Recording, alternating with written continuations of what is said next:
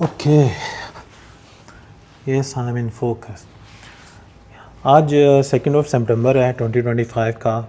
और मैंने कोई ख़ास टॉपिक चूज़ नहीं किया है, बट चूँकि मुझे डेली व्लॉग करना है तो मैंने सोचा आज इस पर बात करते हैं। हम हर रोज़ खुद न जाने कितनी बार सोचते हैं कि मैं तब स्टार्ट करूँगा जब मैं मोटिवेटेड फील करूँगा, जब मुझे मोटिवेशन आएगी तब मैं स्टार्ट करूँगा, और यहीं पर लोग आकर अटक जाते हैं। क्योंकि मोटिवेशन तो हर रोज़ आती ही नहीं है ना। मोटिवेशन के बगैर आप ज़िंदगी गुजार सकते हैं। मुझे ऐसा लगता है कि हर काम करने के लिए आपको मोटिवेशन की ज़रूरत नहीं है भाई, आपको कंसिस्टेंट होना पड़ेगा। हम कभी मोबाइल पर मोटिवेशन वीडियो देख लेंगे, अपने माँ बाप का लेक्चर सुन लेंगे या किसी टीचर की एडवाइस सुन लेंगे, तो हमें ऐसा लगता है, अचानक से हम बहुत खुश हो जाते हैं कि हम दुनिया फ़तह कर लेंगे भाई, और हमसे बेहतर तो कोई है ही नहीं दुनिया में। द वेरी नेक्स्ट डे वही हमारे गोल्स, वही हमारे विशेज़, वही हमारे ड्रीम्स जो हैं, वही अलसीपन, वही डिस्ट्रैक्शन, और मोबाइल पर देर देर तक वीडियोस देखना, टिकटॉक देखना और नेटफ्लिक्स करना, और हम अपनी पढ़ाई से दूर रहते हैं, हम अपना टाइम वेस्ट करते हैं। तो एक बहुत फेमस कोट है, मैं यहाँ बताना चाहूँगा कि वो कोट है इस बारे में। वो कोट कहता है कि discipline is choosing what you want now and what you want the most. इसको अगर उर्दू में कहा जाए तो इसका ये मतलब है कि आप डिसिप्लिन को डिफ़ाइन करेंगे कि आपको जो चीज़ अभी चाहिए और सबसे पहले चाहिए, उसको आप डिसिप्लिन के बगैर अचीव नहीं कर सकते हैं। ठीक है, मोटिवेशन पर आप भरोसा करोगे तो इसका ये मतलब है कि आपका जो कंफर्ट लेवल है ना, वो आपके फ्यूचर को डिसाइड करेगा। यानी आप अपने कंफर्ट को इजाज़त दे रहे हो कि वो आपके फ्यूचर को कंट्रोल करे। और हमने अपनी दुनिया में, अपनी ज़िंदगी में जितने भी नाकाम लोग देखे हैं वो कंफर्ट में रहे हैं हमेशा।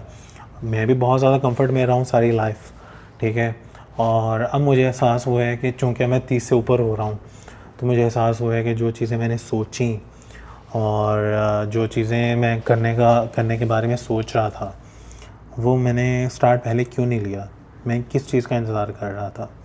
एक बहुत फेमस राइटर हैं, उनका नाम है स्टीफन किंग, और उन्होंने 50+ बेस्ट सेलिंग बुक्स राइट की हैं। अगर हम हर सुबह मोटिवेशन का इंतज़ार कर रहे होते तो शायद वो सब बुक्स ना लिख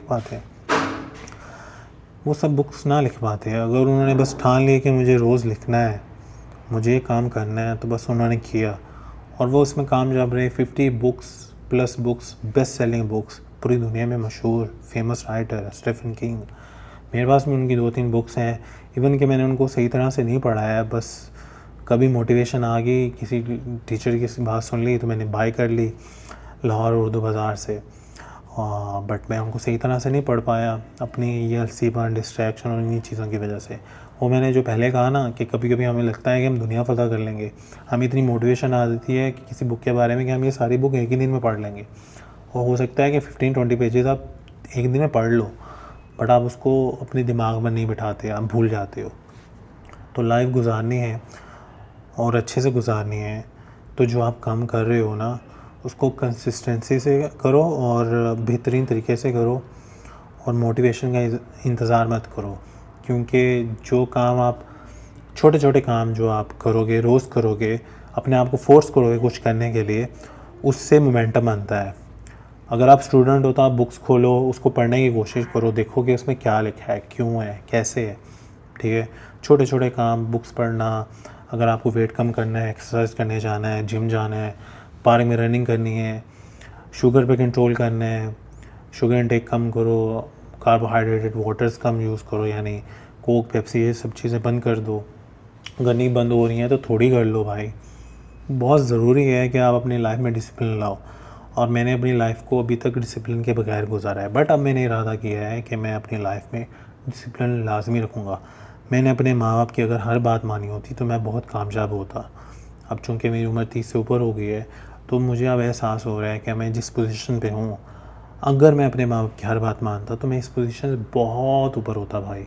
सीधी सी बात है, हम सबको अपने माँ बाप की इज़्ज़त करनी चाहिए, उनका एहतराम करना चाहिए, क्योंकि वो हमको बहुत मुश्किल से पालते हैं, पोसते हैं।